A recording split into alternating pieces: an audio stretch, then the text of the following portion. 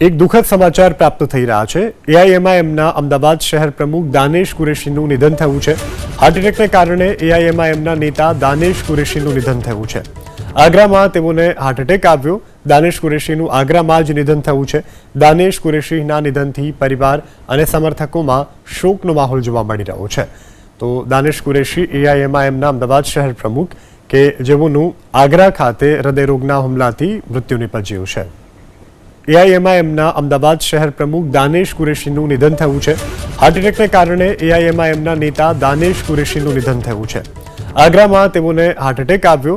દાનેશ કુરેશીનું આગ્રામાં જ નિધન થયું છે। દાનેશ કુરેશીના નિધનથી પરિવાર અને સમર્થકોમાં શોકનો માહોલ જોવા મળી રહ્યો છે।